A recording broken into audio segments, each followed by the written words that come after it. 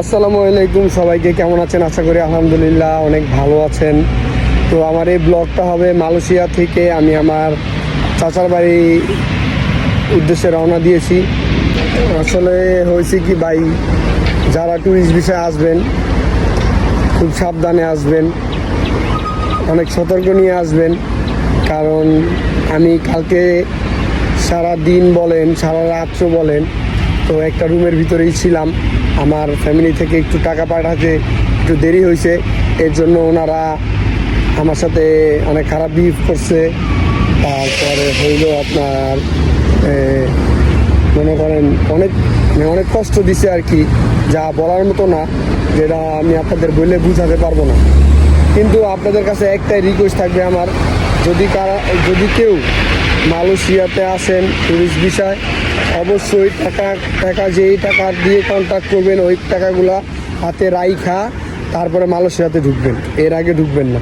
কারণ ওনারা ওনাদের নিয়ম অনুযায়ী যে আপনি মালয়েশিয়াতে আসার সাথে সাথে ওনারা রিসিভ করবে, রিসিভ করার পরে তারপরে মনে করেন আপনাকে রিসিপশনে নেওয়ার পরে আপনাকে ফোনটা দিবে, দেওয়ার পরে আপনাকে বলবে যে দাও তুমি আমার ফ্যামিলিকে ফোন দাও, ফ্যামিলিতে ফোন দিয়ে টাকা চাও। তো এই কথাটা বলা শেষ করার সাথে সাথে আপনার ফোন ওনারা রেখে দিব। তো যে পর্যন্ত আপনার ফ্যামিলি আপনার ওই যে দালালের মাধ্যমে আসবেন ওই দালালের টাকা না দিব ওই পর্যন্ত উনি আপনাকে ছাড়বে না। ওনার কাছে কনফার্ম মেসেজ আসবে, তারপরে উনি আপনাকে ছাড়বে। যদি এটা 2 দিন 3 দিন দেরি হয় তাহলে এটার পরিণত খুবই খারাপ, যা জঘন্য।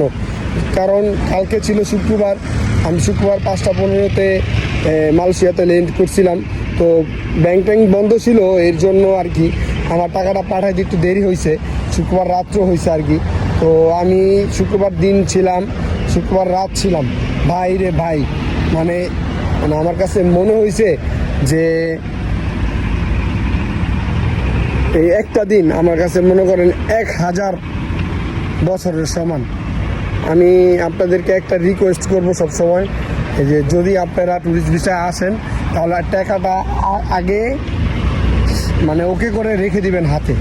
তারপরে আপনি জাস্ট বলার সাথে সাথে আপনি মালয়েশিয়া রিসিপশনে নামার সাথে সাথে ফোন দিয়ে বলবেন যে আব্বু অথবা আম্মু অথবা ফ্যামিলি যে কেউ থাকে, যদি ওনাদের বলবেন যে টাকাটা এখন পাঠাও, বলার সাথে সাথে যেন টাকাটা পাঠায় দেয়। যদি ওনারা টাকাটা পাঠায় দেয় তাহলে আপনাকে মনে করেন ওনারা মানে আধা ঘন্টা 1 ঘন্টার ভিতর ওনারা ছেড়ে দিবে। আর যদি আপনার টাকা পাঠাইতে লেট হয় আপনাদের সাথে বিহেভ করবো, তারপরে মনে করেন বলবো যে তুই তার ফ্যামিলির ফোন দিয়ে টাকা আন। কিন্তু ফোন যে দিব, ফোনটা ওনারা দিব না, ওনারা দিনে 1বার 2বার ফোন দিব, ফোন ওনারা রাইখা দিব।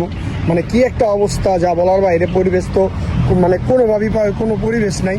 তো যদি আমি বলি সবারে, মানে আমি হয়তো ভুল করছি কিনা জানি না, তো আমার যে ওই অভিজ্ঞতাটা আমি বললাম যে মালয়েশিয়াতে যদি কেউ ঢুকেন তাহলে টাকা পয়সা একবারে ওকে করে তারপরে ঢুকবেন।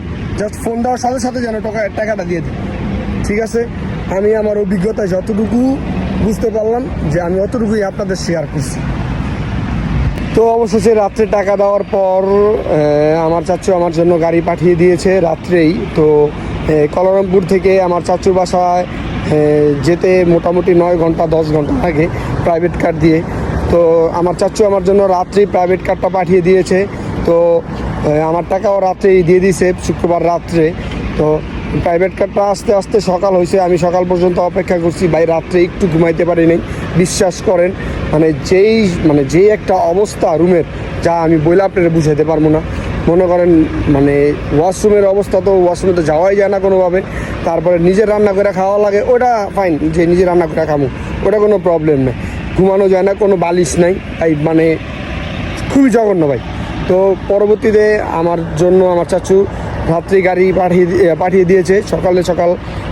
সকাল 8টা থেকে 8:30 ভিতরে আমার গাড়ি চলে আসছে। তো চলে আসার পরে ওনারা আমাকে চেক আউট দিয়ে আমাকে বের করে দিছে। তারপরে আমি আমার চাচার গাড়ি থেকে চলে যাচ্ছি চাচার বাসায়।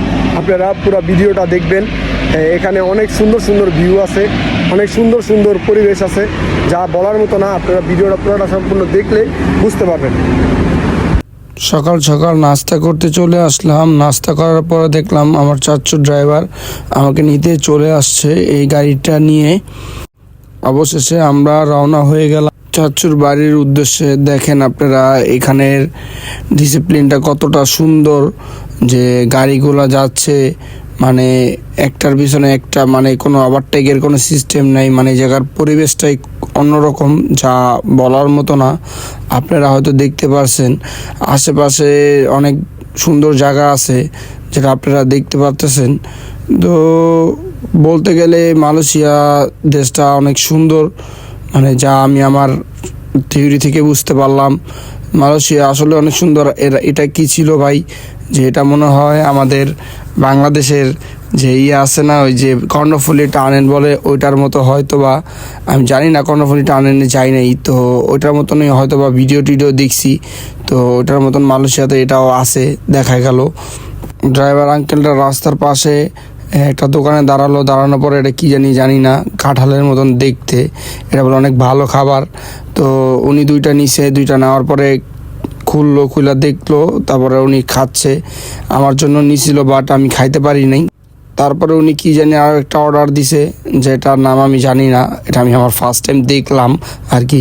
সামনে আসার পরে ভাই কি একটা অবস্থা, আমি তো দেখেই আমার অবক্তি চলে আসছে, আমি আর খাই নাই। পরে অবশেষে আমি আঙ্কেলকে বললাম যে রাইস আর চিকেন দেওয়ার জন্য। পরে উনি অর্ডার দিল রাইস আর চিকেন আমার জন্য। তো এটা আমি নিয়ে আর কি খাচ্ছি।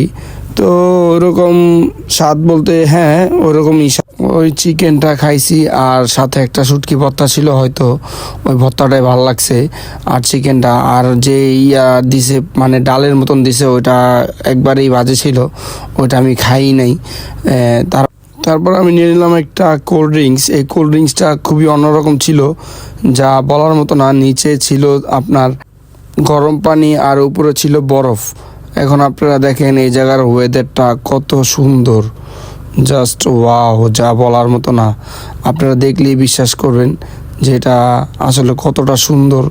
আপনাদের দেখানোর জন্য কিছু ভিডিও করানো হয়েছে।